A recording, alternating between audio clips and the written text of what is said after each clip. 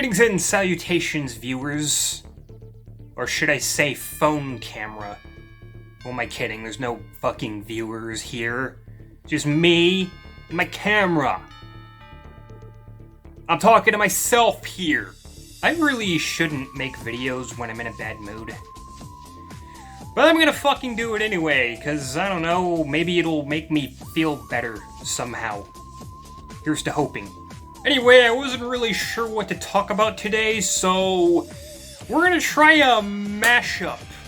Little game of Catchup. Just talk about things that have happened recently in no particular order that I haven't talked about yet. What I did talk about was Silent Hill making a comeback, so, you know, watch that. Not too many people watch that. That'll be in the link. Watch it. Or don't. That's fine too. Up to you, but would appreciate it if you did. Anyway, so let's start with Sonic Frontiers. I have made several videos on that in the past, but more stuff has come up that I haven't quite talked about. And if you want to play Catch-Up with all that, I'll leave links to all those videos in the description too, so you'll know my full thoughts on it. Overall though, game's looking really good. My only real gripe is with the cyberspace stages, which are, you know, at this point confirmed to be stages from previous games, which they have done time and time again. It's not even just the fact that they're using old stages, they're using old stages that they've already used, seemingly all from Generations. You've got Green Hill, Chemical Plant, Sky Sanctuary, what looks to be Speed Highway during the day. A lot of people are debating on which one that is. Some are saying it's Empire City, some are saying it's Radical Highway. I think it's Speed Highway, just during the day. And considering they've already, leaks have already stated that Rooftop Run is in the game, and I'm inclined to believe that, considering all the other stages so far come from Generations. So I'm just thinking it's going to be Generations all over again. Like, newsflash, Sega, when we said we wanted Generations again, we didn't mean we literally wanted Generations again. Okay? Anyway, if they do use classic stages again, I would rather them use ones they haven't used yet. You know, Spring Yard, Starlight, fucking Mystic Cave. Just anything they haven't used already, use that instead. We're tired of Green Hill, we're tired of Chemical Plant, we're sick of it. Enough is enough. But I'm gonna let that slide this time. And you wanna know why? And I know everybody makes this argument and people are tired of hearing it, but for me personally, cyberspace is not the meat and potatoes of the game. The meat and potatoes of the game is the open zone, the combat, the puzzles. If all that's good, then it's fine. And I'll suffer through the fucking cyberspace stages if it means getting to more of what I want to see.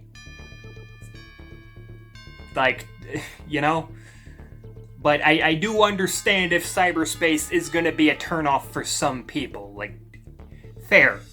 Okay, because like it or not, it is part of the game, and whether or not you're okay with that is kind of the deciding factor of whether or not you're going to enjoy your time with it.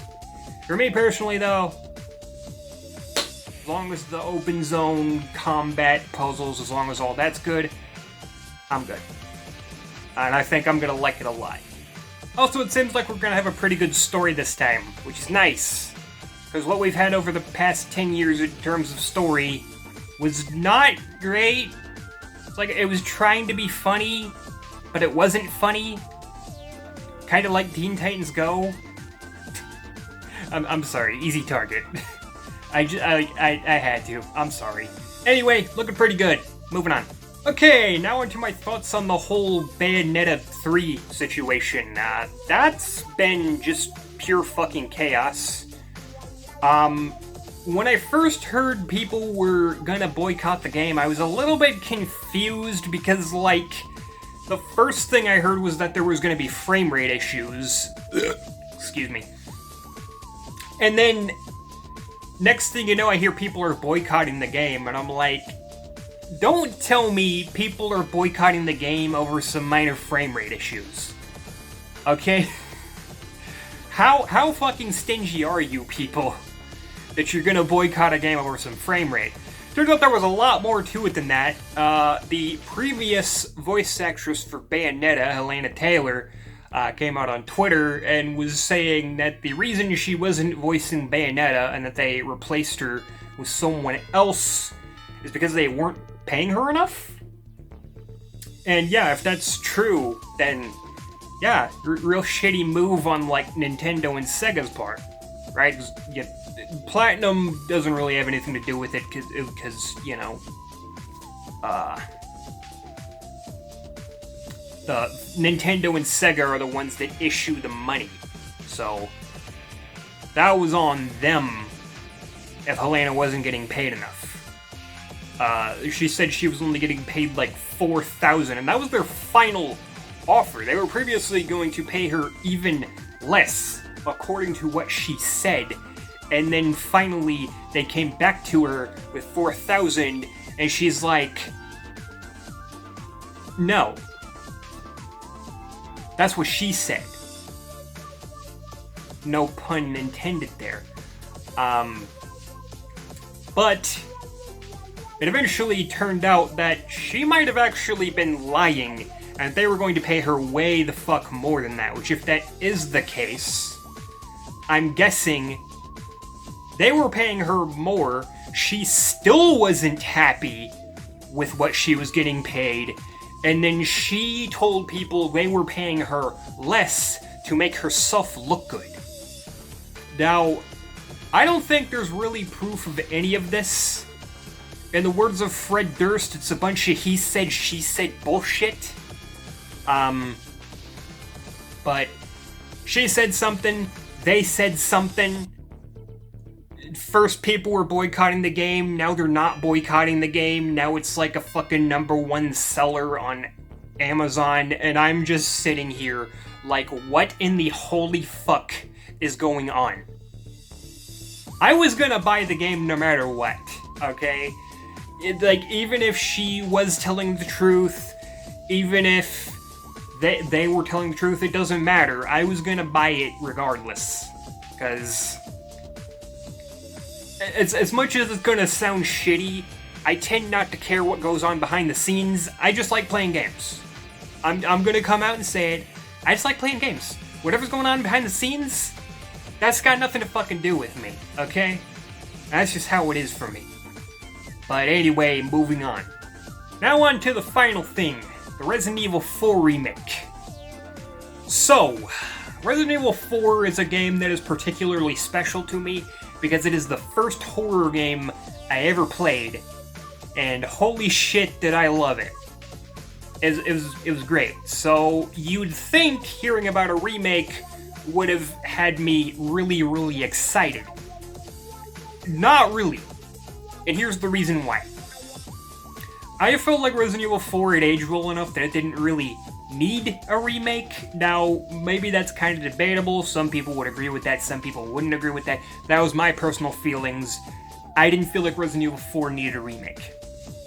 And after Resident Evil 3 got a remake, I was hoping that next in line was Code Veronica, so when I started hearing rumors Resident Evil 4 was getting a remake instead, I'm like, you kind of forgot about Code Veronica. And, if you've ever played Code Veronica, like, it's rough, okay? Not bad or anything, it's fine, but it's aged like goddamn milk, in my opinion.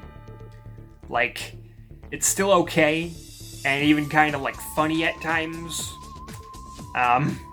for, like, some of the wrong reasons, but seriously needed a fucking remake, in my opinion. Point is, I'm kind of salty they skipped Code Veronica, okay? Like, that game's kind of important, at least in my opinion.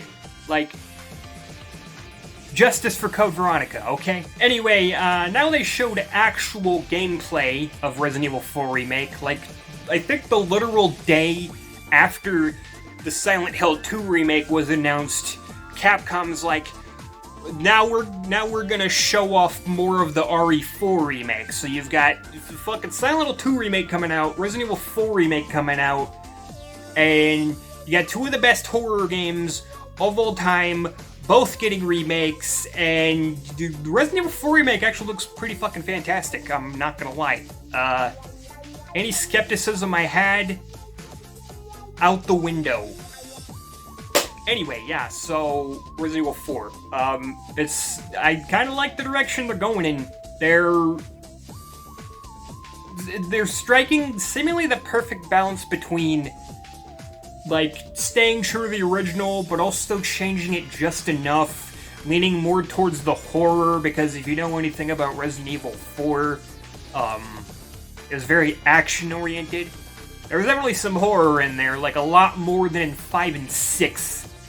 But Resident Evil 4 is definitely when it started to get more action-oriented, and you could really see that game's inner action movie shining through. And at times it was like, what the fuck are you... what are you doing? Like, I kinda like it, but, like, what are you doing, though? And then next thing you know, 5 and 6 happened, and 6 went fucking full Michael Bay. And it's a lot darker, too. Not just in terms of atmosphere, but just, like, in general. Like, with the dog. Because in the original, there was a dog that helped you out every once in a while. You, like, saved him from a bear trap, and then in return, he helped you out a couple of times.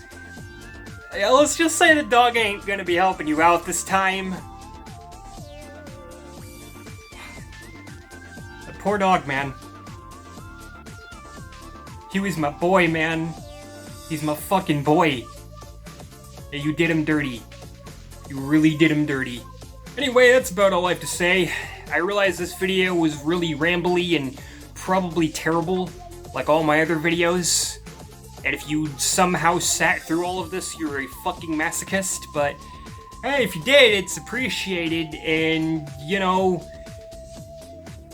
subs, if you liked it, watch all my other stuff too, and subscribe, and leave a like, and comment, and all that other garbage, because, like, literally any interactivity at all goes a long way, even if you tell me that I'm like the worst thing to ever exist. That's fine too, just interact with the video, because it goes a long way. Anyways, this is the Gothic Gaming Geek questioning all of his life choices. Have a good one. I'm leaving now.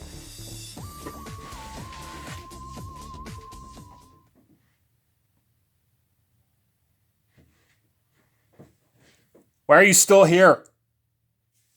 Go. Video's over. Fuck out of here.